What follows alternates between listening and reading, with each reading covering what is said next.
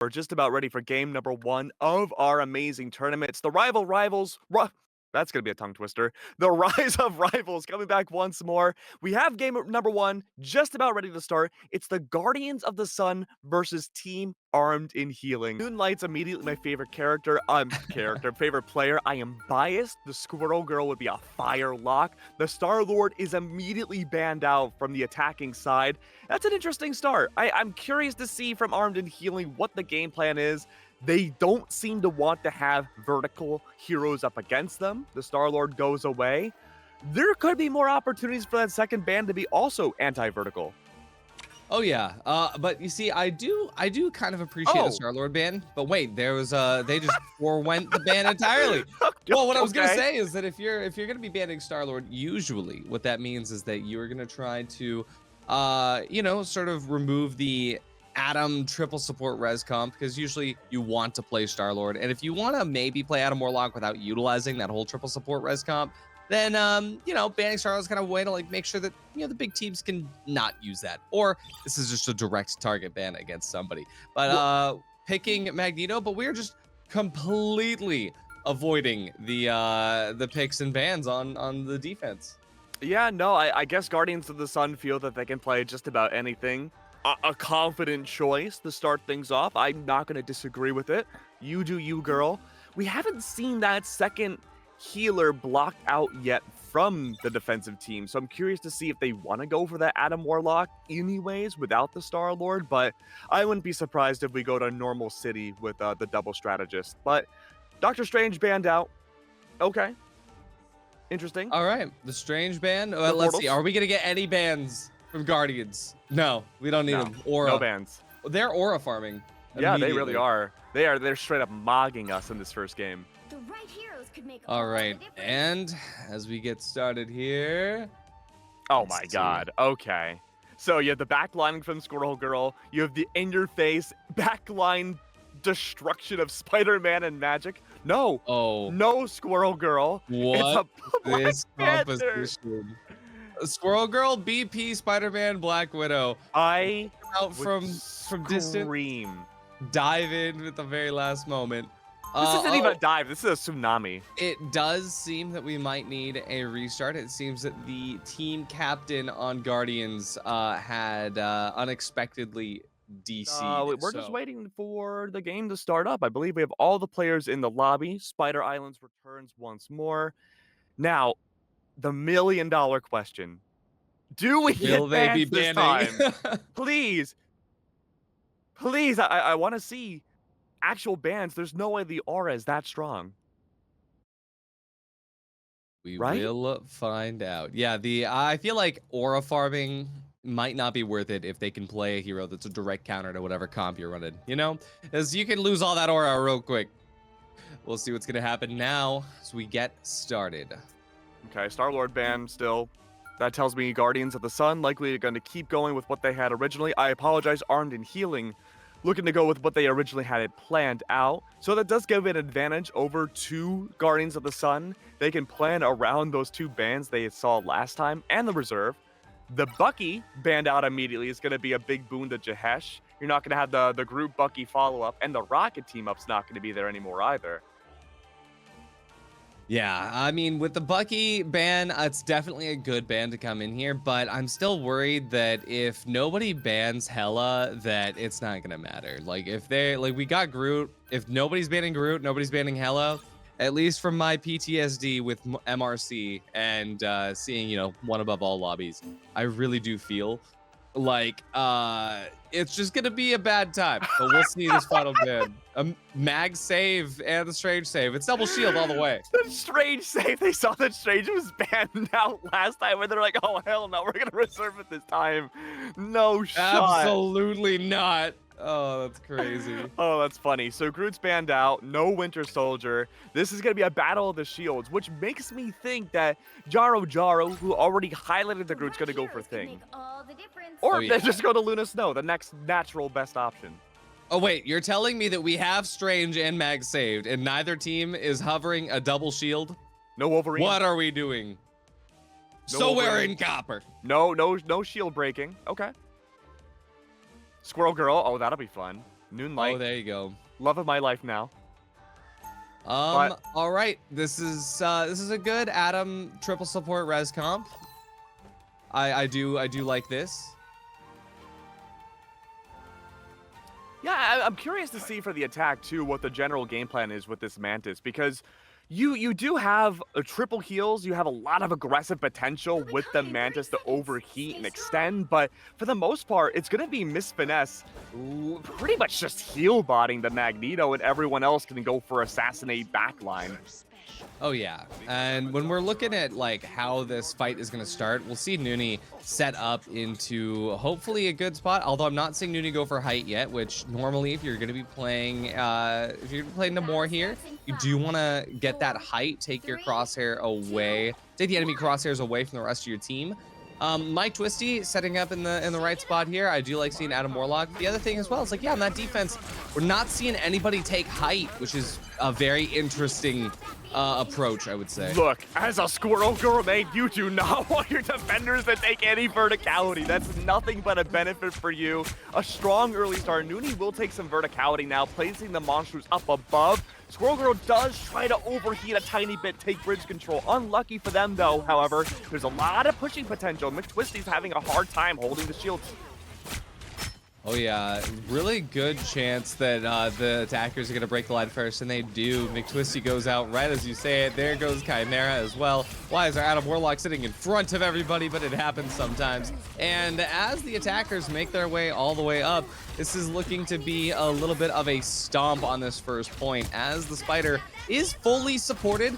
The entire team making sure that that maximum movement, you only need 3 on it, but hey, why not have all 6 if everybody's ready to play together? It works and well. it will be a perfect 0 loss of momentum first checkpoint. It's been a struggle for the backline for these defenders. Nooney's attempting to take an alternate angle, but unfortunately the damage just has not been enough. Everyone's moving around far too much and overly healed with a triple strategist for Nooney to find impact. Oh yeah, and speaking of Nooney finding impact, there's gonna be impact finding Nooney as they solo him out on the other side of the spawn, but we'll jump back over, seeing the Magneto on the side of armed healing. Naz trying to do his best to just keep the team up, but as that shield goes out, the bubble misses a little bit, but McTwisty grabs the first. I really like this game plan right now. Again, you mentioned before the verticality being unbelievably important. There is going to be the potential Adam Warlock Ultimate Resurrect that could come out here to save the day, but the positioning is going to be everything. This is good for Jahesh. He's mowing down the line. McTwisty swaps the Magneto, attempts to use maybe a lighter shield, but anything to stall these attackers back. Finally, though, bodies are falling, and this is good. Yeah, off the back of a really, really good Jaro ult, they're able to reclaim a lot of that space here. This is going to allow Nooney to get Namor back into position, get into a spot where you can throw those monsters, draw a lot of attention away from everything, and mostly get your Namor into a position to deal with the Squirrel Girl, because up to this point, Squirrel Girl has just been uncontested. In fact, Moonlight still has 0 deaths while dealing over almost 4,000 damage. I mean, with Moonlight, you could just be Squirrel Girl, hide behind the scenes, and angle your nuts, and you can just nut everywhere, man. There's really no stopping power. All over the place. Giganto comes out, Moonlight finally falls. That's a lot of damage taken, but look again at how monstrous everything turns out once the Squirrely goes down. This has been good, though. For the attack, once everyone respawns, there will be less staggering. Miss Finesse has a Fate of Both Worlds available. This will be a good way to push back. Oh, but it really does seem like Guardians of the Sun and Armed Healing, both these teams are fully awake now, especially Guardians. Like, it took them a while to get set up, but now that Nooney is kind of locked in, we're ready to go. Not only that, but Hela, Lumicious actually has the ult available, ready to shut down. You see possibly trying to get into a good position to the side, but still waiting on that to actually fully come to fruition. They don't need it yet, though. Nooney taking out Moonlight there is a good opening that actually might force the attackers back a little bit without their primary backline DPS, especially as Loom just continues to go wild on Hela. I want to talk about Loom for a second. The positioning from Loom and Nooney at times has been very spread out, which makes things a lot more difficult for the attackers on Armed and Healing to find impact, namely, again, Moonlight. You can't backline nearly as hard if everyone's so spread out. The effectiveness of Squirrel Girl goes down drastically. Jahesh, though, ultimate available with beta both worlds. That's a really good way of pushing back, but it's a very expensive ultimate. Oh, but unfortunately for the attackers, they burned the Luna Snow and the Mantis ult at the same time. Whereas on the side of the defense, they still have Luna Snow ult available to them, and it is all about your support ult timings there. And burning both ults simultaneously might not be the best, especially now as Jaro Jaro is able to pull out the Luna Snow ult. Meteor M might collide, but it's not even aimed at Luna Snow. He's gonna get away with that for free. Higanto lands, does not miss, but Nuni goes down regardless. Meteor M from McTwisty not going to be dealing as much damage as he thought it would, but as we get into this next push, it does seem to be the attacking Armed and Healing making this work out in their favor. Armed and Healing wasted 4 ultimates and got just a few meters of space. They've finally been able to reclaim the Spider Bot, but at what cost now? They have to push up and try to farm damage to get their ultimates back for the final push. They still have 1 minute and 30 seconds left, though. Things are looking good once more. Linearity does return to allow Moon Knight to find impact with Squirrel Girl once more. This will be tough now for the defenders. Chimera's been holding on to this Adam Warlock ult for the eternity at this point. But with the Mantis available, soon to be getting their ult as well, I'm expecting a very aggressive defensive push. Yeah, hopefully something that will allow these teams to both have a little bit of an easier time coming into this next fight. But the Squirrel Stampede is going to take out Luvicious. And we've also got a Cosmic Yarn amplifier. All the Cosmic Yarns are being amplified. This is going to allow the attackers to take even more space. But Chimera, he hits the Karmic Revival. That's going to revive all of his team. That's 5 full reses with the Adam Warlock. But the checkpoint is met anyway. And the defenders are forced around the corner with the Judge, Jury, and Executioner. The Karmic Revival was out, but because you don't get full HP, it allowed a pushing opportunity from the attackers to take down everybody. Great timing off of Jahesh, and that's a triple. That's going to allow so much extra space to be allowed for these attackers, and to not prevent staggering the defenders, the healers have to wait. As a great thinker once said, oh baby, a triple. Oh, baby, a triple! And we're going to be seeing the attackers finally round this corner. And as the defenders set up for one final push, McTwisty and Nuni out together, the double shields, hopefully going to be able to do something up against this Squirrel Girl. But unless Lumicious can make this ult work, but ult canceled out by the Luna Snow, you're going to see Lumicious have to try to find a back angle to take out Squirrel Girl, to take out Rocket. But we don't even see Lumicious trying to go for that flank angle. We don't see anybody trying to maneuver around the outside there. It's just going to be Magneto, Nazwaz just working through, trying to deal any bit of damage. But the Eye of Ohgawdevents hits! Eye of Ohgawdevents finding so much impact. And that's the general theme of this first half, is that right now there's been no backline threat for the attacking team. Finally, the Agamotto comes out, instantly gets a triple kill, and suddenly, when it matters most, 50 seconds on the line, I think finally now, Guardians of the Sun have figured out their strategy to win. Finally, right? This is what they needed from the very beginning. But for Guardians of the Sun, I do like to see Nuni on this Doctor Strange. We saw Nuni on Namor, and I think that, you know, past that second checkpoint, it was really difficult to find areas to get those Monstro spawns into a place that had impact, especially on the Squirrel Girl. But with the double shield, we are really seeing them come true to form. But it is the final judgment coming through here. Luna Snow's gonna be able to pop this in time, but both McTwisty and Waz, they're gonna go for their Meteor Ebs to take out 2 each. An incredible moment of opportunity. However, the Guardians, they burned both support ults at the same time. We saw the attackers make this mistake the first time. The attackers, they made it through without any issues, but for the defenders, it might not be so easy. Without that extra support ult, and looking at the fact the attackers still have their Mantis ult, which is gonna come out now, Keg, it's not looking good for our defense. It's not looking great now. Squirrel Girl ultimate is out, mowing down, chewing up these defenders, and I was just ready to sing their praises as we head into OT, but once more, the attacking team, the backline non-threatened, everyone clumped up together to find impact. Nuni's gonna make a vain attempt to get back onto the point. Will it be enough? The answer uncertainly is no. A great save at the very end from the attacking team. Armed and Healing looked fantastic. Wow. I mean, hey, I will say this. Time left all the way at 0. If you're the defensive team, that is what you want to do. Regardless of not stopping it before the third checkpoint, they ran the timer all the way down. So now, We'll see what they look like on the attack side, because you can make whatever judgments you want about those first fights with Guardian and Armed and Healing, but we have not seen them on the attack yet. It could be the case that they're just better on attack. Yeah, it definitely could be. I would not be surprised if this goes into overtime. Once again, we talked about on the final point, Nooney going to Doctor Strange, unlocking the double shields, which you highlighted at the beginning of that first round, did help benefit a lot of Guardians of the Sun.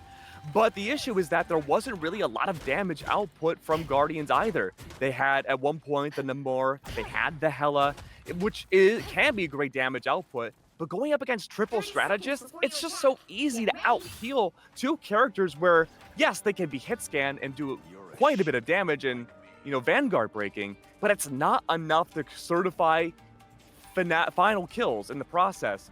So I would love to see hit scan come out now from the attack. We see the Punisher. The Punisher will remain on both sides now from Moonlight.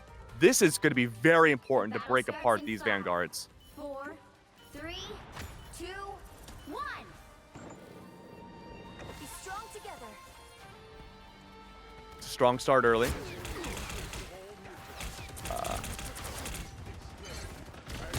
Artie, are you there? Artie's camera is frozen for me. I'm not sure if he's still with us, chat, but that's okay. I am here with you. Things have been a great, strong, early start for both sides. What I like here again, though, is we see a lot of funneling coming from both sides. This is going to be a strong start, though. Nazwaz is in a fantastic spot to hold the line with these shields. However, the Namor, the Punisher present, going high into the air thanks to the packs from Rocket. I am back. Hello. Welcome back. It's okay. You exist. haven't missed much. It's just a giant gunfight. Well, what's really hilarious is that through my PC freezing, I now have an infinite loop of the same 4 seconds of this tournament. So, perfect. I will be relying on Kate's stream here, but we'll look at this. It is going to be a difficult road out for the attackers here. As 30 seconds, to be honest, 30 seconds have elapsed. Almost nothing has happened yet. Story of my life. Yeah. Oh, Ray Giganto coming out again, laying down the line for these attackers. Once more, the general flaw, I guess you could say, of Guardians of the Sun hasn't changed, where you have the triple strategists. They're not threatened in the backline whatsoever. Okay. Ooh, all right. Invisible Woman, I like the ultimate. Good presence being made. Immediately double judgments brought out from both Punishers. Unfortunately, it seems as though finally Armed and Healing have broken their bonds, unable to survive. Moonlight, not long for this world, does allow finally some distance being made for Guardians of the Sun. This is good. This is coming at just the right moment for them, especially given the fact that they know how to hold that space up forward with Nooney holding in that juke closet. Invisible Woman on the support as well. Just make sure that nobody's going to be able to come through to contest this cards. That first strike point is secured in theirs, but we all know how difficult it is to get through this next choke point. Both sides, we see the infinite ammo team up coming out from Rocket, but will that provide more openings for the attack or for the defense? It looks like the defense is able to get a little bit more damage out of it at the beginning. Like the monsters on the side, that's going to chip away Nooney's shields a little bit more, and that's been a big common struggle for both of these Vanguards on the attack. Has been maintaining some shield dexterity. Good, though, for the output. Love the hit scan from both sides. Once more, Binks bringing out the CYA is going to be incredibly helpful just to maintain the line. At this point, if you're Guardians of the Sun, you're just waiting out these ultimates. Oh, 100%. And not only that, but both Armed and Healing and Guardians of the Sun, they've got the Luna Snow ready to go. On the side of Guardians, though, I do believe that they have a little bit more opportunity. Cosmic Guardian Fire going to come out now, timed it with the Infinite Ammo from Punisher, is going to have the aura they need to get through. Luna Snow ult going to be coming out, and Lumicious, he actually goes to the ult after this finesse pops their Luna Snow ult. Nazwaz going to cancel it out with a Meteor M anyway. This is going to force Guardians back out of that choke, all the way back towards spawn for now. Well, now hold on, Artie. Aura check. Who's in the lead? Well, right now, it's going to be Guardians coming through at this moment in time as they recontest the point. They have every opportunity, but wait. Have you seen the very sneaky BRB beacon that the defensive Rocket Raccoon has placed? Oh, yes. How could I ignore the birthing machine? Fantastic from both of the duelists. From Armed and Healing, laying down the line once more. Only the healers survive. That tells me the healing output may not be enough from Guardians of the Sun. Oh, look at this push-up. Josh, the Monstros just chipping away. Damage is going to feed into that ult so much quicker. Oh, but we'll see what's going to happen now. Guardians trying to make this push. 2 minutes 19 on the clock. Not dangerous yet. Meteor Ab going to come through. It doesn't quite land. Loom able to get a little bit of space through here. Could be a long walk back from spawn for Noonlight, but as we get ready to recontest the point once again for Guardians, we need to see how Armed and Healing is going to respond. Naz, having burned that Meteor M, might come to bite him in the butt in the second. Here's Loom, goes for the Armed and Dangerous, taking out Naz, going to force Miss Finesse to get that Luna Snow ult out really early on here. Yeah, Luna's always putting in so much work at the moment for these defenders, laying down the line, allowing the respawn beacons and all the different rocket tech to come out, but unfortunately, it's still not enough. Guardians of the Sun are making distance once more. All it takes is one piece of this defense to break, and the rest of it will crumble. Nazwaz, isolated out in a Magneto battle of the century, does not allow any opportunities. However, I will say, Artie, this was the weakest defensive point for both teams now. It's key 3 that has mattered the most and has been the biggest struggle for attackers.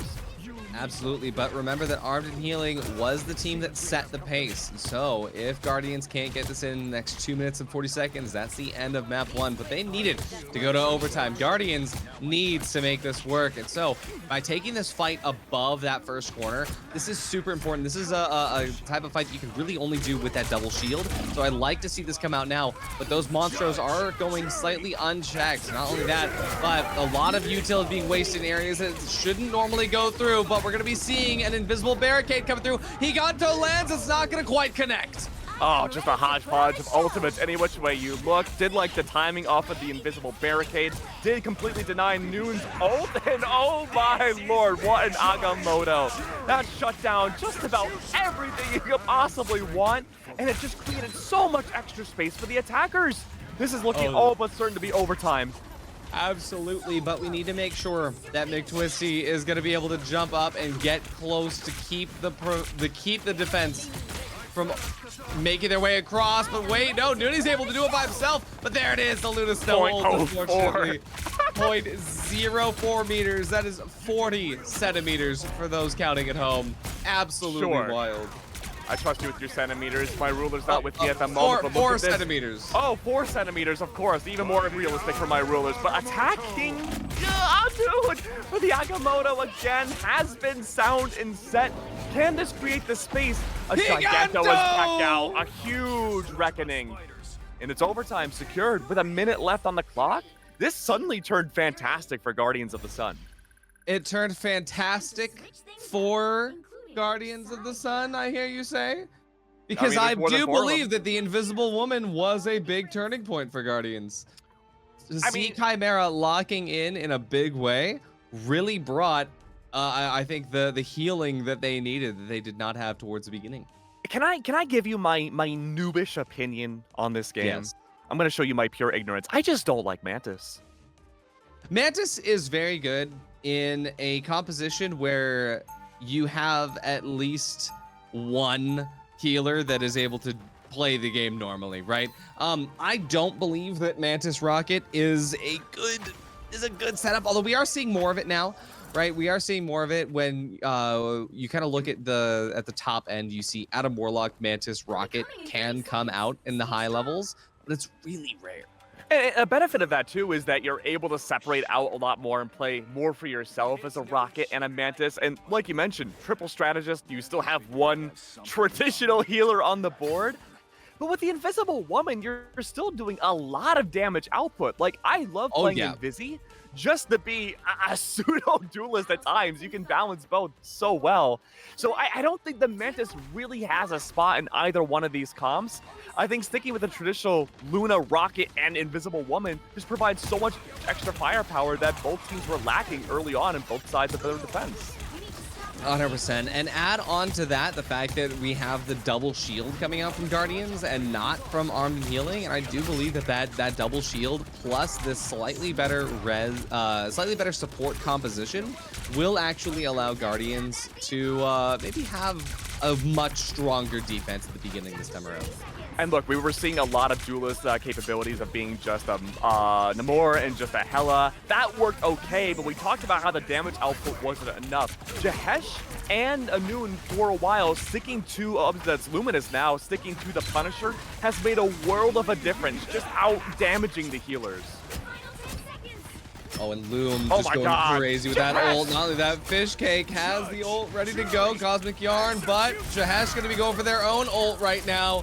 And alongside that ult, it is going to just deal so much damage, eating both of the double shields.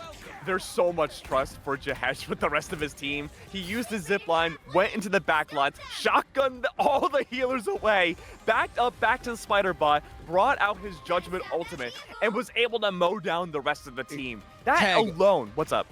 Who would win? Okay, I'm ready. Cosmic powers granted from energies of the universe and from divine intervention, or the Second Amendment. Because I think that Jahesh is here to show that shotguns are slightly better than powers at points. But Ohgawdevents are going to be coming through right now, but luckily it's saved by the invisible barricade. It is. It's enough for the Sol, though. Just keep players away from the spider bot however much you can. Nudies unfortunately does fall. There is another Vanguard to help. It's a Meteor M. No, I think we've seen one Meteor M find impact this entire game. We saw two, one from each side. Okay, I'm sorry, two Meteor M's. Look at this. This is coming down to the wire right now. The defense, they're trying to stay alive, but in doing so, they are pushing back just a little bit. This could allow the Armed and Healing attackers to maintain form. But Loom gonna be going crazy along with the Lunar Snow ult. The healing is perfect. He has the damage output. Can he finish? He finds two. He finds three. He's gonna be able to hold this off for now. Jahesh can't stand. It's just a singular Mantis on the point. And as soon as they go down, that means that Guardians have prevented the first checkpoint. But it got pretty far. It was a great round from both of the Punishers. They were the ones creating the most amount of space. Do like the strategy we're seeing from Nunez, bringing out the Agamotto into the back lines. It didn't find impact. And the big reason is that both of these invisible women have been able to find so much value off of their ults in the most critical situations. 100%. Well, Keg, we've got Jahesh out here going crazy as Punisher. We've got Loom out here going crazy as Punisher. I think that you and I should also go Punisher for this this final round. And bring your best cringe lord impressions. I'm Punisher. I'm every cop in America. I'll pull you over going 66 and 65. Criminals. Everyone's a criminal in my eyes. Everyone's a criminal when my family's at stake. It's all about family, like Vin Diesel. I don't listen to music. I only listen to criminals. You listen to criminals? I punish criminals. You know, he's really into punishing, huh? I mean, hey, you do you. It's a Saturday night.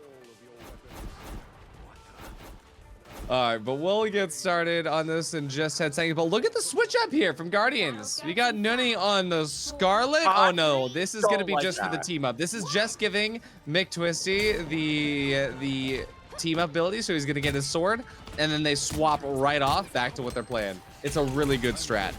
I hope that's the case. I can see, okay, so that is the case. I was going to say there is a world where we can see verticality be effective for the backlines, but giving Magneto the sword would be good. I don't even think the sword's going to find a ton of value from how the defenders have been playing. They've been finding a lot of great range and distance, and Mick Twisty's been having a struggling time this entire map getting in up close. Oh yeah, and check this out. Nunny almost going down there, stepping a little bit too far away from the Invisible Woman, but they're making good pace out this first choke point here. Right now, it's going to be Squirrel Girl that is coming in a very big way to just of course, keep it's that Squirrel Girl. Pressure. I love Squirrel Girl. My homegirl Doreen Green finding verticality once more, launching up into the sky for the nut-eating ultimate. You can just destroy the entire squishy strategists with Squirrely's ult if you can just get past the Vanguards. Oh yeah. People's perception of her ult, they just underestimate it. Oh yeah, and that's the thing is that when you also have Punisher, like Lum is playing Punisher, that is like the best counter to Squirrel Girl. But if you don't respect that ultimate, it can be really devastating. And you're so hyper-focused as a Punisher too on everything else in the game that you're not noticing that we're driving your crosshair lower, the destroy Big ultimate that's meteor fast M. moving. Right, there it is, beautiful. Creating that distance once more. Things are getting a little bit hairier now for the attacking side. Guardians of the Sun, they're gonna have to hold the line more, but it's Fish Cake Boy doing everything to stay on top of the bot.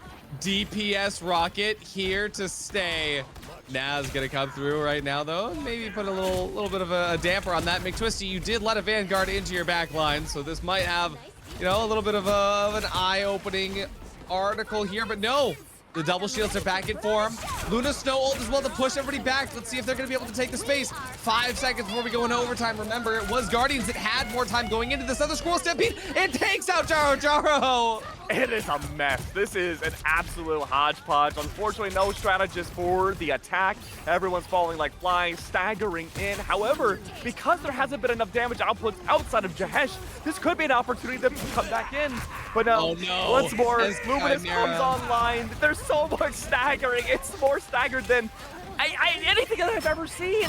And slowly but surely, the attackers are attempting to survive. Luminous owns the line himself.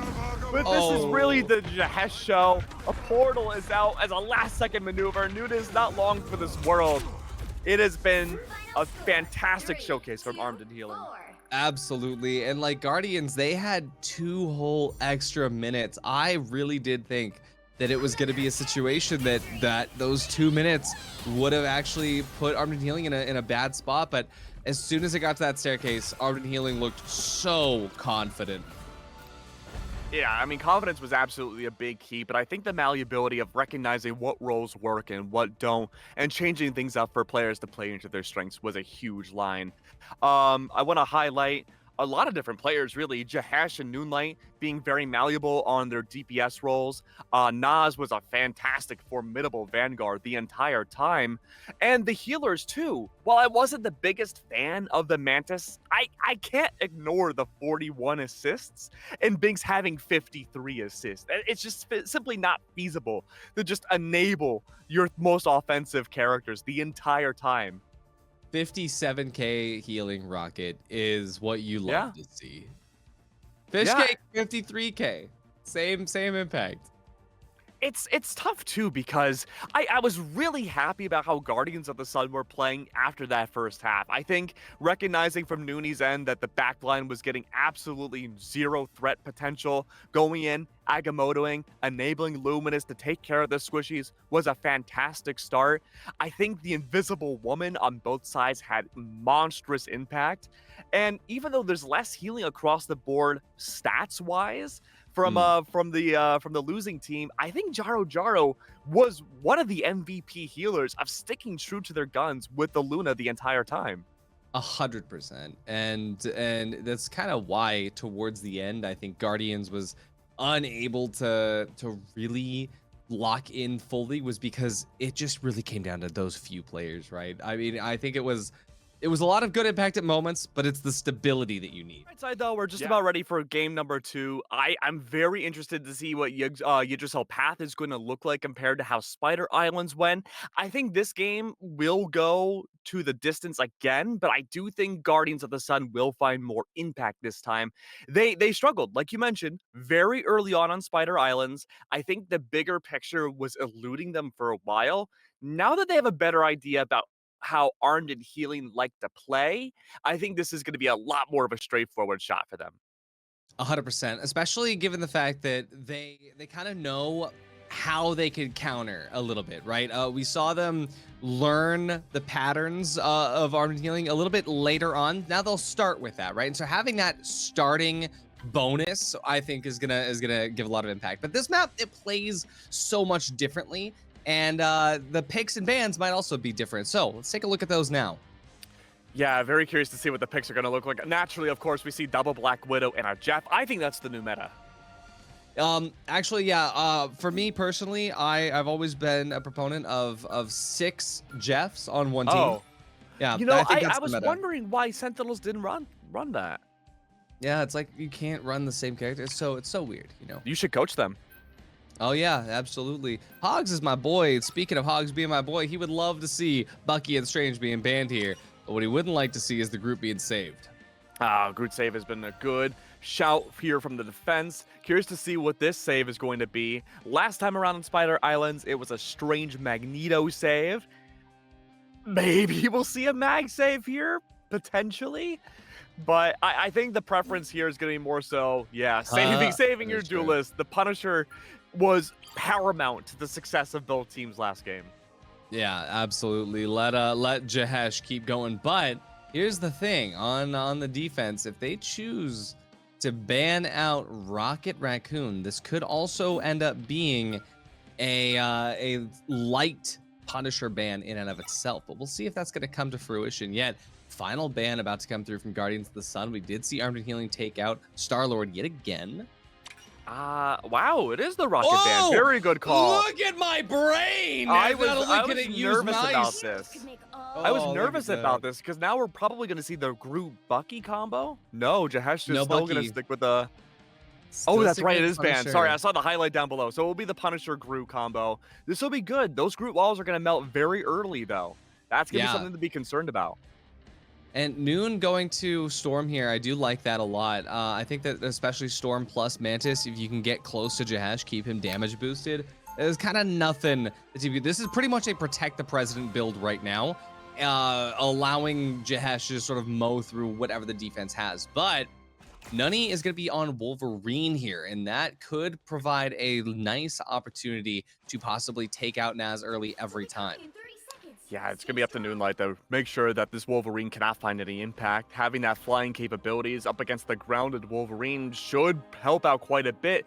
Do want to highlight, too, that Sky Pandas is remaining on the Mantis. That's going to be a good damage buff to either Jahesh and or Noonlight to, again, make Noonie's life a living hell. I am sad we're not getting a Jeff, but it's okay. Keg, you know the famous Jeff quote? Which one is that? When he said, but we're gonna get started now as the attack begins. Jaro abandoning his post up at the very top right now, but Nunny, he's set, he's ready, he's looking, he sees Naz, he's waiting for his time to strike. The kidnap could come to fruition now. He misses. Guardians of the Sun already forced to dial back. They are not finding their presence early on. These Groot walls melted immediately to the hands of Jahesh and the Storm, getting behind the Groot walls, taking damage away into the defenders. Oh my goodness, Jahesh is just perfectly kitted right now. He has the damage boost from Mantis, he has the damage boost from Storm. So much damage is being dealt to the defenders that they genuinely do not have their walls standing for longer than a couple of moments here. And look at the linearity from the defenders. They can't branch out. They might be targeted out by either one of these two DPS. Jaro attempting to find some impact now with the group, but unfortunately, again, bounced out of the way. The heals are just simply not enough for these defenders. These walls, the second they come up, they fall. Oh, huge strangulation, shutting down both the Vanguards and the entirety of Guardians. Nunny had the opportunity to take out Naz, but unfortunately, just before that happened, Jahesh had already ulted. This is a beautiful push from Armed and Healing. And once again, I think very little time was lost on that. It was full momentum almost all the way through. I mean, similar to what we saw last time. Yeah, 5 minutes on the clock. But this is the same exact spot Guardians were at when they were defending Spider Islands in the first half of last game. They were struggling to find what the character counters are going to be against Armed and Healing. It took them quite a while to figure that out. Nooney's still remaining on that Wolverine. Not a single kill on the board for these defenders. Let's see what Lum can do. Not a kill. I didn't even notice that yet. But yeah, Lum has the ult available. McTwisty gonna be putting them on the board finally here. Binks getting taken out is also a huge pick, but there's still 2 more strategists they've got to deal with. And Lum has the opportunity to dive at the back and get them to use their Invisible Woman shield early without the entire team there to use it. But unfortunately, that strangling prison is going to strangle Lum. McTwisty, good for 1.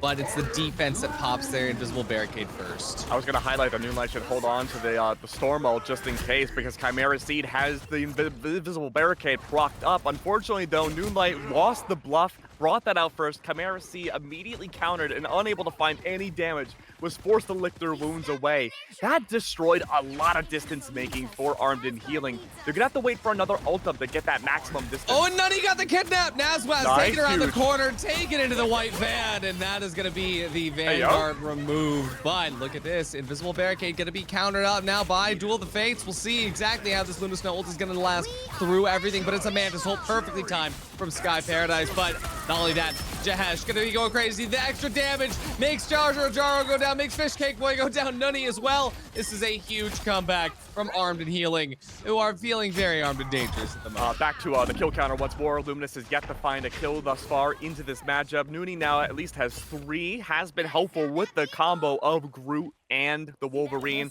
Luminous swaps around to the Namor. I don't think that's the solution.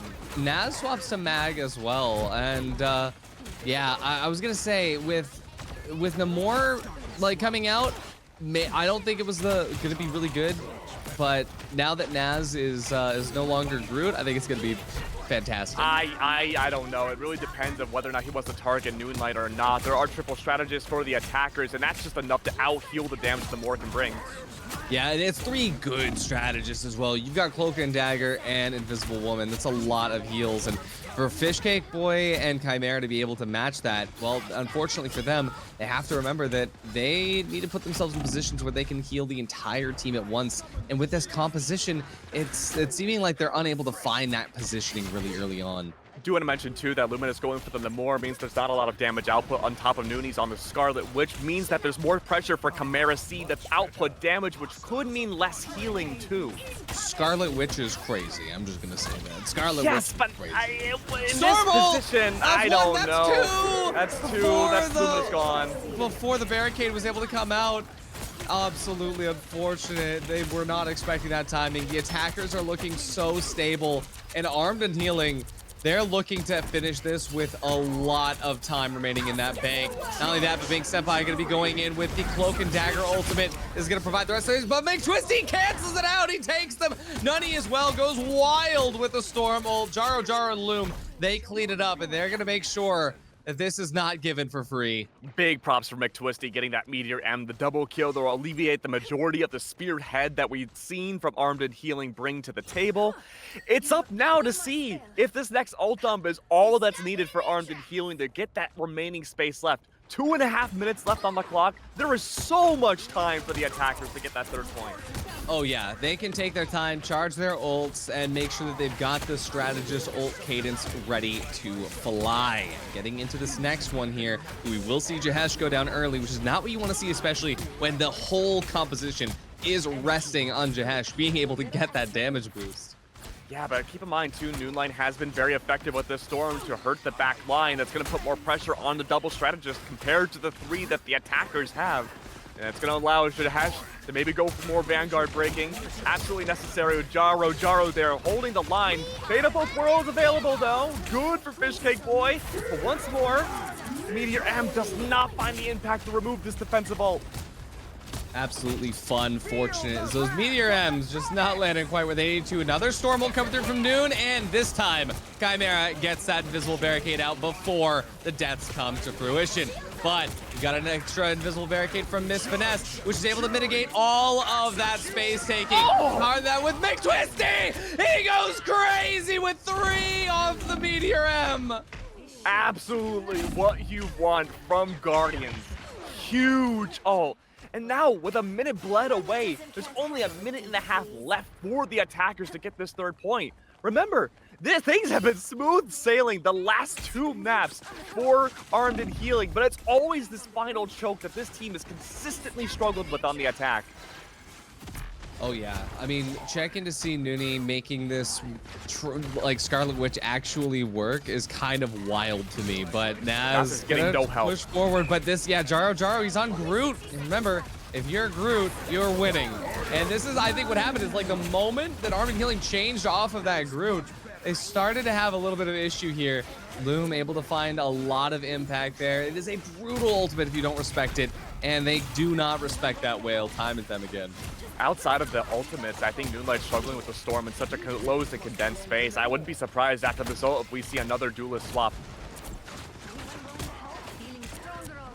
Oh yeah, we might need one. But Jahesh, gotta start making the impact now.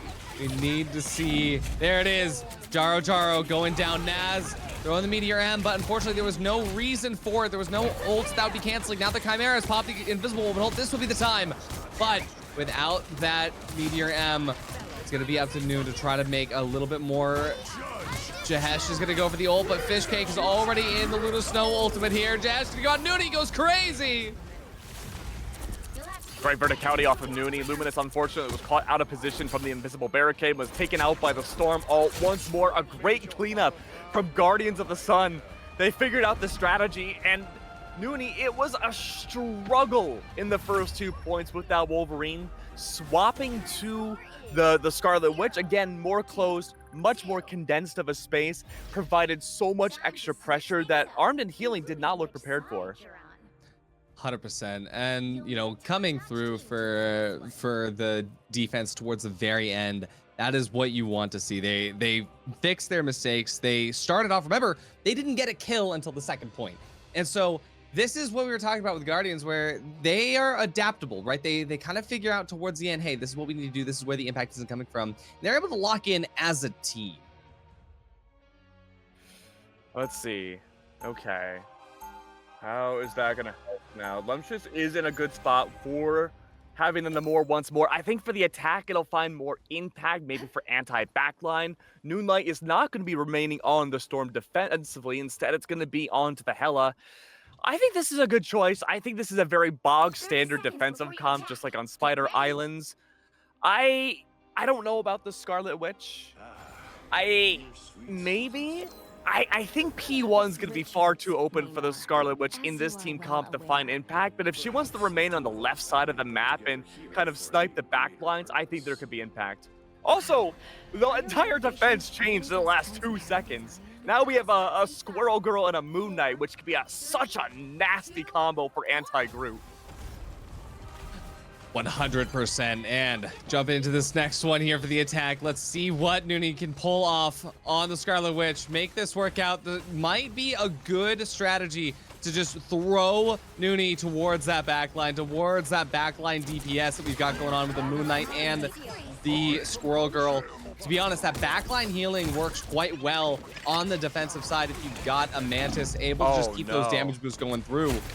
But for now, the attackers, they have not lost momentum once. So the goal right now for the defenders is to break the Groot walls and try to engage in, but the Moon Knight and Squirrel Girl are not really engage-heavy characters. You like to remain in the backline, which gives so much extra space to these attackers. Oh, and Groot's just bullying them. He's shoved them into a locker, There's no stopping power at all. It's all damage for the defenders. They're prioritizing the wrong strategy.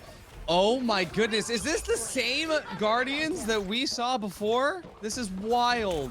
It's exactly beat for beat how Spider Islands had gone. They struggled in the beginning, they found the winning strat, and they were able to keep that ball rolling so much into the second half. We need to see a swap, I think, away from the Moon Knight after this all. I do not think this is the answer. Oh, but the Moon does haunt Chimera. For one kill! But that was one kill that could come in a big way because that is removing the Invisible Woman ult from this corridor. Now, this does mean that they still have it for the next fight, but check this out. They're going to be able to now push up, hold this corner. This is just perfect timing. Jahesh is taking a lot more re-engagements and playing much more aggressive. I like this idea from the Moon Knight. I'm willing to say that I'm wrong about my opinion here. As long as, again, the Onks could find him back, but they don't.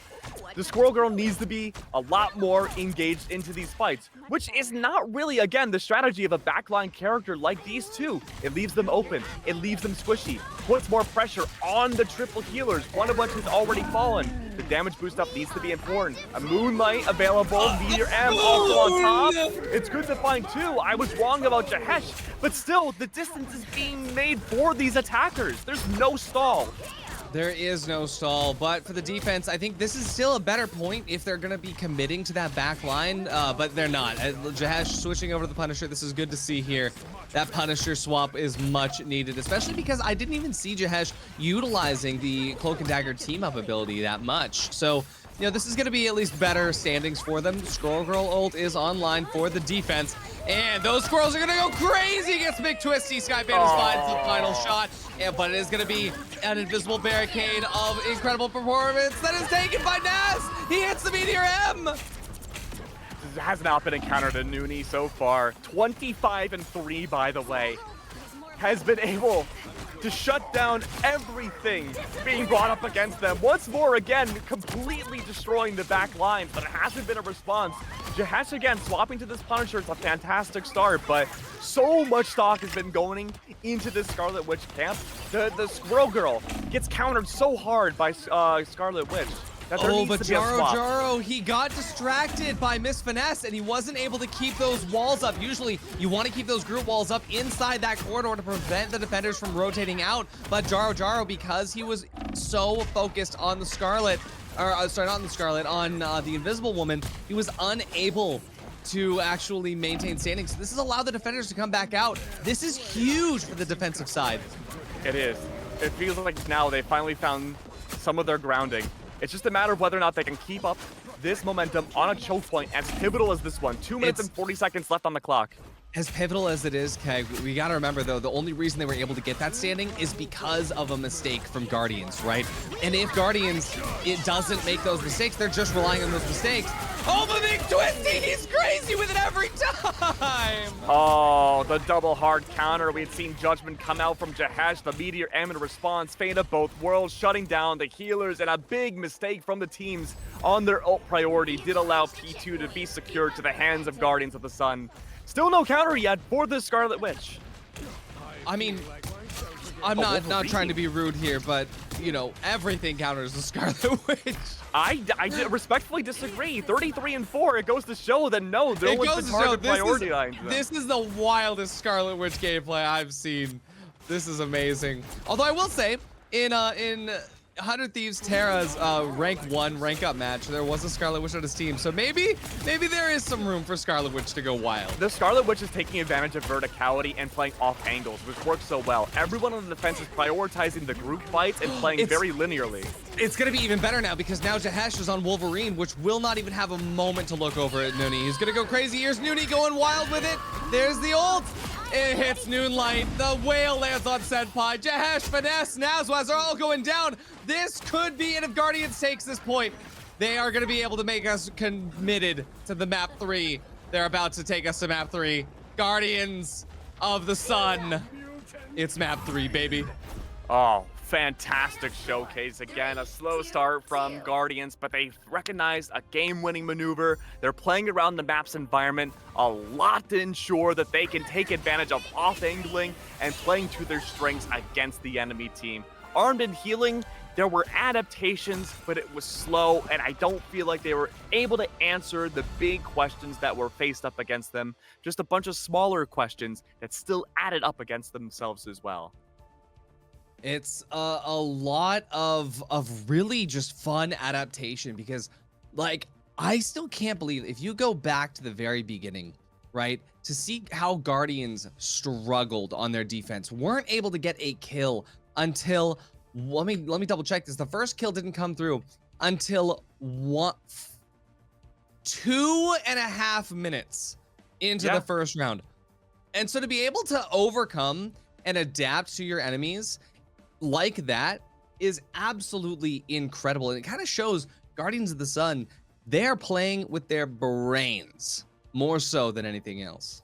And that's really, again, been the common theme so far for this matchup, is that they were able to find at the big brain picture level what the solution as a team composition needed to be.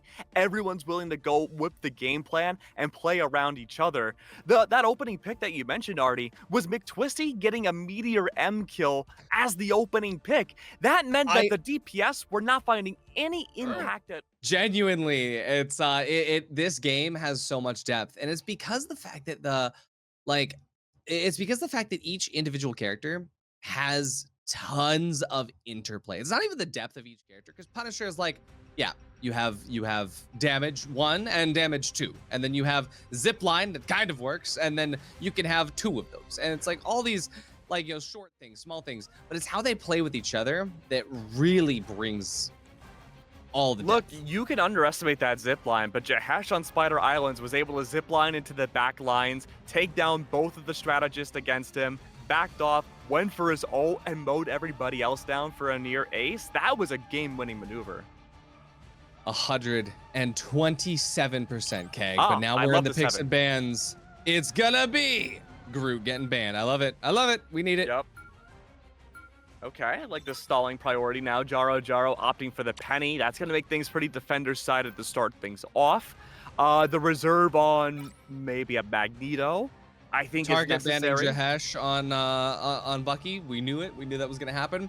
We do have a possible surprise switch up here as McTwisty is locking in the you guy. Yeah. Okay, Doctor Strange. I'm wondering if McTwisty's highlighting the Iron Fist either as a troll or just expecting a Magneto ban. No, I mean that's the thing is Magneto save. Okay. McTwisty's good on the Magneto. So we know, but I do actually hope to see more than the Scarlet Witch. I want to see somebody actually lock in the you guy for real. Okay, Star-Lord has been banned out. Again, I think a lot of the pressure is going to be put on Jahesh of which duelist he wants to opt into. The Rocket is gone as well. I think naturally he's going to want to go for the Punisher. I think Moon Knight would be a much more viable option than it was back in Yggdrasil. Oh yeah, McTwisty actually going to be opting for Strange here. I mean, that's still good. Okay, Lum, Scarlet, no, Lum, Namor. Okay. I wasn't really a big fan of Lumptious Namor back in Yggdrasil. Again, I'm thinking about the P1 of this map. The Monstros could get more chip damage in the back lines, which would be instrumentally helpful. But I don't know. I wouldn't be against Lumptious also swapping to a different character. Yeah, 100%. Although, word from Prod, apparently McTwisty, for as good as he is on Magneto, apparently he is a Strange main. So Okay, that's pretty this is strange. good to see. Pretty strange indeed. Find out what's happening next, though. Oh. Okay. All right. Hold on. So we have ourselves the Magic, Psylocke, and Noonie. So the name of the game is just feeding heals in the McTwisty and Noonie, and then allowing the Magic and Psylocke the back line. Okay, I'm with this. Oh, this is gonna be absolutely crazy. All right. And the Venom's gonna try to create some space for the Magic as well. I just think I don't like though is that if you got Magic on the left side by themselves and they jump in to the point rather than waiting for the opportunity to get them into the juke closet. Very weird positioning there from Fishcake. That's gonna be a long walk back from spawn. Lum still trying to do some damage, but we're not getting Psylocke into an off angle yet. We're not getting Psylocke into the areas of this map where they do the most damage. Psylocke, it's going to be in the corridors, in the sideline, through the diner. But right now, at the very least, we are targeting into Jahesh. Big damage, but Jahesh is not taking out. He's healed up through it. Amazing lock-in from Miss Finesse and Senpai to keep them up. But right now, McTwisty's going to get the first frag, and it's on to Naz. My expectation was that Moonlight was going to play backline heavy again for this attack and allow Jahesh to be up close and personal. The answer is no. Both are playing right up against their vanguards. They're playing for the anti-magic. I love this call. It's going to make the Venom's life a living hell and make things more difficult. He is so out of position, but Venom is also so tanky that he can get away with shenanigans to stall the entire team and nearly leave Naz on an island. Oh yeah, I mean for now at least, it's looking a lot more solid than I gave them credit for at the beginning. I like Fishcake finally going for the for this Moon Knight here.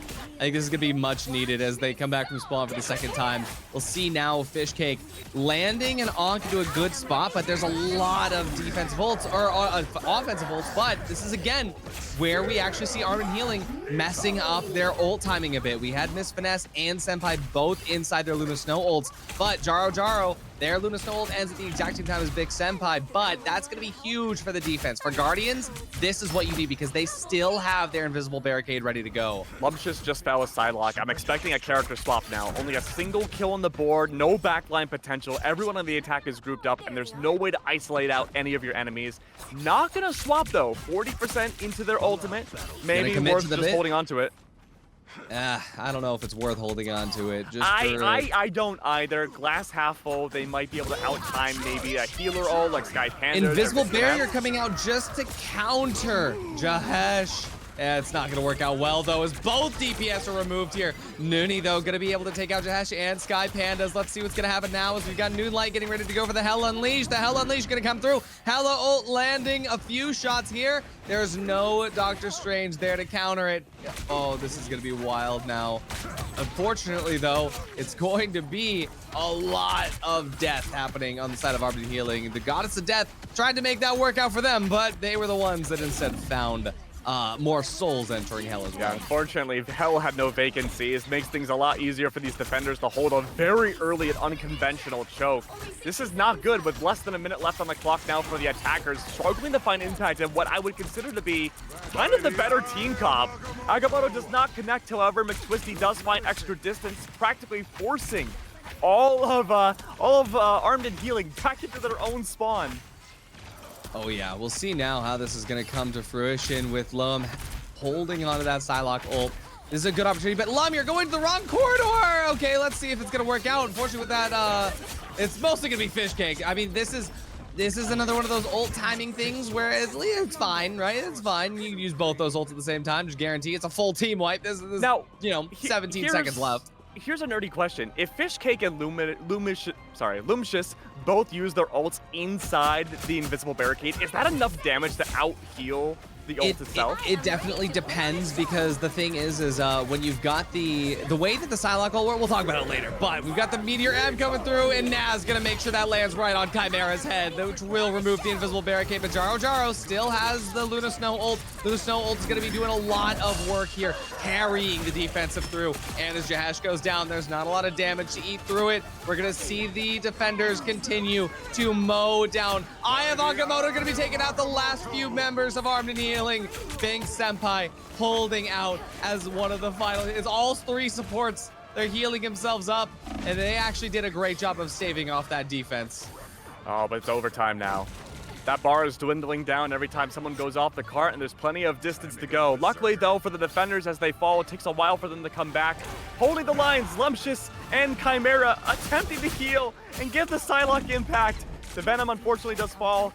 We'll have to talk about him a lot as we go into the second half, potentially soon. But again, now the Wolverine exists in the server to create this extra space and hurt the attackers. Oh, Fishcake still able to make it work a little bit, though. Removing Mantis is huge, but Mantis's ult wasn't the one that's about to come through. It's going to be the invisible barricade from Miss Finesse. There it is, immediately. Alongside that, Naz gonna be able to take out Jaro, and Fishcake Boy being removed from the server as well. We're gonna be seeing a huge moment of opportunity for the attackers to make this work out. Guardians of the Sun, they need to continue to hold on, but as they lose their last two members, it's just Lum on the point. Ultimate is available, but it gets taken away before they can do it. And in one of the longest overtime sessions I think we've seen yet in this tournament series, it's going to be Armed and Healing bringing us in to MVP 100% on Jahesh. I was ready to sing the praises of Nooney being the stall factor that kept the entirety in a 1v6. All the attackers from pushing the bot. But Jahesh was there to remove this Venom, make sure they had zero impact, and now the onus is on these defenders for Guardians to find a solution against this Wolverine. Check this out. We're looking to see the defense just stack up and ready to play together. This is good. I like their pacing right now. Oh, but Nooney, unfortunately, unable to use the overhealth. Just get too much damage. Well, Jahesh going wild. A triple kill with the ultimate from Wolverine. Going absolutely wild. Finishing up Jaro as well. Keg. Yo. You know how we just got to the first checkpoint? Yeah. We also just got to the second checkpoint. Jahesh swapped to the Wolverine, and that was a world of a difference. There has been no response now from Guardians of the Sun about how you want to fight back against this guy. Honestly, rock the penny. I mean, on the third point, yeah, penny, absolutely. But for now, at least, the issue is that the defense can't even get to the cart. They're trying to stack up together to play together here.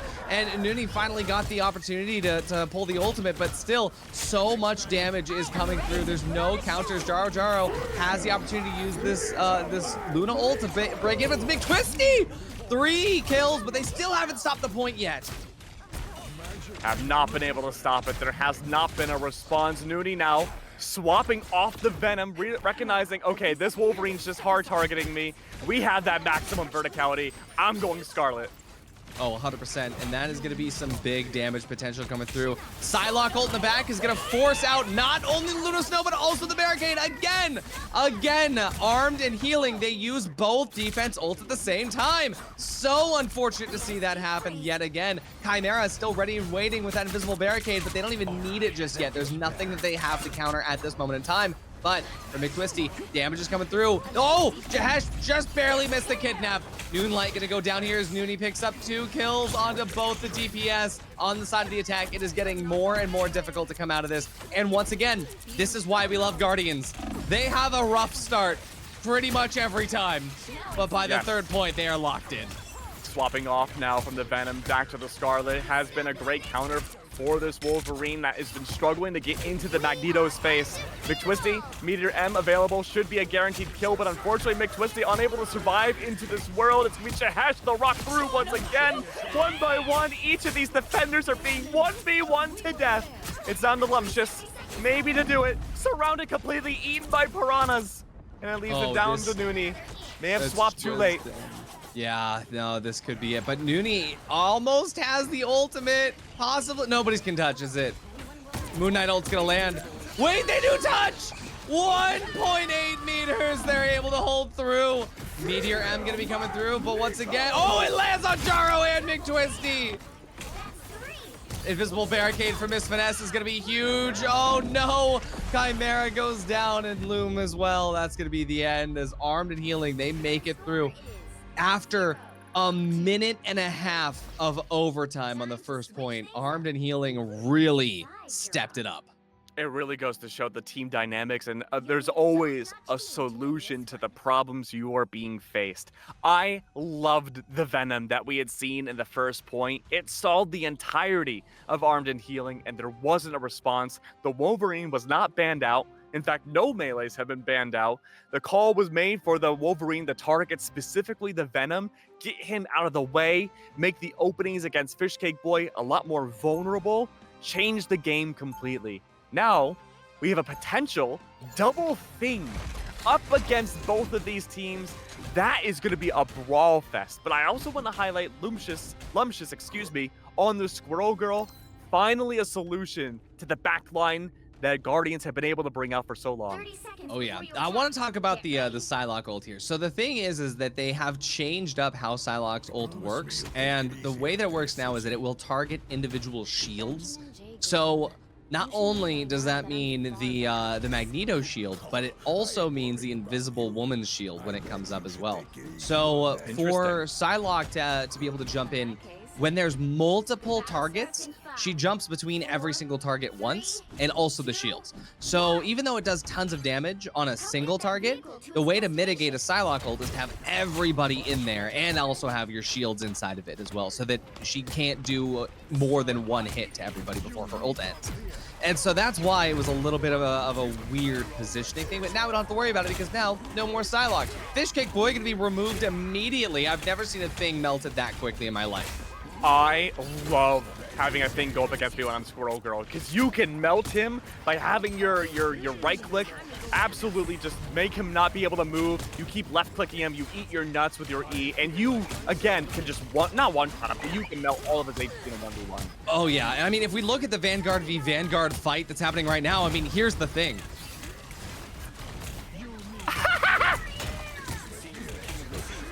Fishcake Boy going crazy, but unfortunately he's not. Oh yeah, okay, no, he got out just in time. He's able to take out Nazwaz as well with the help of Jaro. Jaro healing up, doing some damage.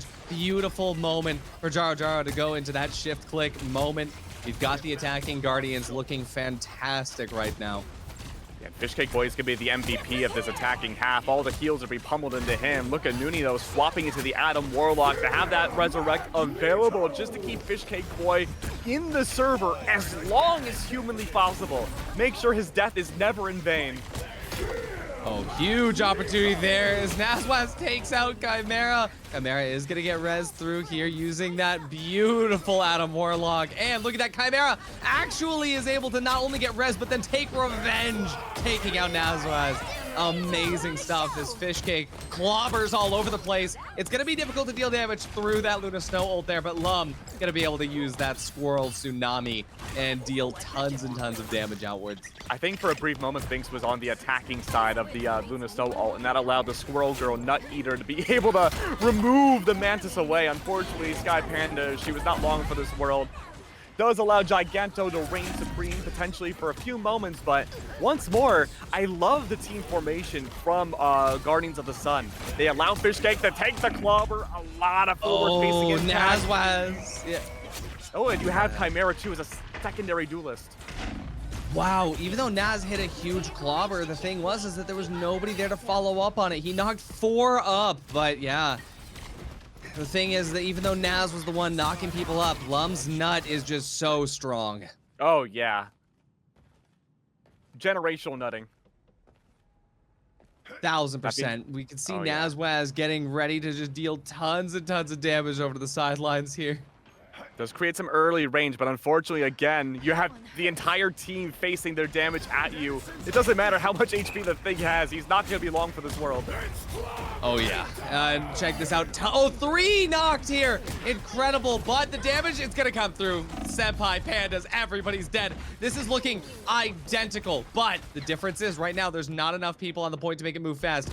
Lum and Fish, they're going to be able to get there fast enough. Now there's enough. Do they know you only need 3 on the point to get to max speed? They got 4 there. Things should be up to the front. Yeah, but I think just because of the pivot downwards is going to be a very big struggle for him. McTwisty has the shields to get this extra space early. Fish did not need to be back there if all 3 supports were there. We needed Thing up to stop this. This is going to allow the opportunity for the defense to get in. This is huge with the Mantis ult. He is going to force Chimera to pop the invisible barricade. Meteor M not going to land where it needs to there. McTwisty ready to go, though. We'll see exactly. It does hit onto Sky Pandas. Clobbering time from Nazwaz going to knock a few people around, but unfortunately, they're able to mitigate through. Oh, but he takes Jaro Jaro immediately. It's looking huge, but as Jaro Jaro gets res here, the Karmic Revival from Adam Warlock is going to be making this a lot easier for the attacking team as McTwisty comes back from the brink as well. Higanto going to land, almost takes out Noonie, but Noonie is going to go down regardless. He has his passive. He's going to be back early up here, but Senpai going in for the Luna Snow ult will allow them to take all of that space that was claimed previously by Guardians. This is a mess of ultimates, and it's so tough for Guardians to find a way in. They'll have to wait out the ult and then reprioritize their push afterwards. Oh, but look at that. They withstood. Guardians actually withstanding, overcoming, make sure that they are able to play together as a team no matter what. The individual plays from Armed and Healing are amazing, but when it comes down to team play, Guardians of the Sun have locked in a really good way. They need to keep this energy going for if they want to bring us in overtime. It's been a big focus of the big picture now. Ultimates have not been built up necessarily for Armed and Healing. Nas is incredibly close to clobbering time. Finesse not too far off. Meteor M is available too. Could be waiting for one of the strategist ult from the attack to be used for the Meteor M. Oh, the Meteor M gonna be colliding with nobody here. McTwisty takes out Sky Pandas. There's a little bit of a resurgence here. McTwisty gonna go for their own ultimate. It takes out somebody, snipes them. The 3-pointer from across the field is Nazwaz clobbers all over the place to take out Lum. This is massive. It is going to force Chimera to pop that invisible barricade, and McTwisty plays off it in a good way as Miss Finesse goes out immediately. We're seeing McTwisty pushed so far up. He's behind the Vanguards. The Vanguards don't know where they need to be right now. They're pulling back with the team there. Fishcake Boy goes down in a really tragic focus, but Nunny ready to go. He's got the Karmic Resurgence in a great timing. Higanto gonna come out there, deal a little bit of damage to Fishcake, but he's gonna be able to be stayed healed up. We get a lot of damage coming through, but Nunny as well. He takes Chimera back from the brink. McTwisty takes Nazwaz away. Keg, it's getting chaotic. It is getting chaotic, but the game plan has been sound and secure for the attacking side. 2 minutes now left on the clock for this final push. With more Noonie finding impact on the Adam Warlock, he's looking to build his Karmic Revival as soon as possible to get Fishcake that safety net once again. Clobbering time's available. Get that linear push now. That's one. Now there's going to be the reverse. The reverse clobber. Get everyone grouped up, and this should be the end. Oh, let's see. Yep. Oh, he has a good opportunity right now. There's no shields. Oh, but the Luna Snow ult here. Oh, what a delay. Sky Pandas is outside of the Luna Snow ult. They go down. The Meteor M is going to miss. This is insane. Fishcake still has the claw. Oh, he doesn't need to use the claw here. Jaro uses their own Luna Snow ult there. Lum has the Tsunami. Are we going to be getting Squirrel Tsunami coming through this corridor? There's no ults on the side of the defense to mitigate. And his Moonlight goes down. Jash is going to find their maker as well. Jaro return to the spawn. Oh, great from Lunch, just finding one with the Squirrel Tsunami. This has been good. Nas from behind, though, clobbering everybody. A solo ult for McTwisty. Everyone on the attack separated out. There is no formation for this team. Karmic Revival from Noonies could save the day. 30, it only brings Lum. He didn't get it fast enough. No. And Nas has been putting out that pressure. Moon Knight all on top, nearly solidifying away all the strategies. It pushes them away, isolating out now. Fishcake's by himself. What a great ultimate, even if it got 0 kills. Oh, but here we go with Jaro and Twisty and Fishcake all taken out. Chimera is using this barricade for only 2 players. This could be Armed and Healing ending this now. Only 19 seconds on the clock. There's not enough time. They have to Strange Portal. Twisty, he swapped the Strange. Is the portal going to come through in time? He's up at the 2nd floor. Is anybody ready to touch? 9 seconds remain. Let's see if they could do this right now. 5 seconds here, but no, Twisty and Noonie, they go down. If Chimera can't get on to touch, it's all gonna be over. Jaro is there, but only 50% of the way to the ult. There's 3 ults from Armed. This is not looking good for Guardians. As Armed and Healing clean it up, Naz takes 3, and that's the end of the game. It almost went to overtime on map 3, but Armed and Healing said, no, we wanna win this 2-1 clean. I think Guardians of the Sun are the team that knows how to play as a team more, but they did not have the right call for their attack. They put all of their stock inside of Thing. They had McTwisty on the Magneto shields as well. But otherwise, in terms of just damage output, it was incredibly weak. You just had Squirrel Girl, who is the GOAT, but unfortunately, having the back line, not really focusing a lot on the damage in the front line to get rid of Nazwaz, it was the wrong choice. And Nazwaz was able to steamroll on the defense because everything was being pumped into him, including the DPS. Yeah, that's unbelievable. 49-9 KD. I'm actually completely gobsmacked at the amount of damage blocked from Nazwaz. That is wild. Yeah. Everything was being thrown into him, but again, you have triple supports behind you. Noonie was there for the Karmic Revival, which was great, but because you only had the Squirrel Girl, Chimera and Noonie had to focus on a lot more DPS capabilities, which does take away from some of the heals. It does, and I mean, I think that towards the end for Armed and Healing, they kind of realized, hey, as long as we just support Nazwaz and we don't let him die, because that was what was difficult at the beginning, right? Was Nazwaz was dying a lot on that first point, which is why Guardians were able to take that first point so quickly and so effectively. And then when it came to point number 3, as soon as the defensive line kind of realized all we got to do is just make sure we pocket our boy, every single play that Guardians had was shut down by a very well-placed Naz. Look at the ultimate potential that can be brought out from Armed and Healing as well. You have Thing with clobbering time, can absolutely stifle space for people outside of his range to not be around anyone that does get stunned. Both the Moon Knight and the Namor ultimates great at creating space and again separating your supports away from the vanguards and DPS. And then you have the invisible barricade on top of that from Miss Finesse, which creates a wealth of space that you don't want to be in as the enemy team. Again, separating your strategist away from the rest of the team. This was such a great defensive plan to isolate out the strategist, ensuring, again, Nazwaz had free range, not having to worry about the heals up against him to pummel anybody in his path. 1000%. And I do gotta say, like, for Armed and Healing, like, Jahesh having his Bucky banned every single time, it made me a little bit nervous, but he was able to just play anything. It was phenomenal. No matter what happened, they made that work.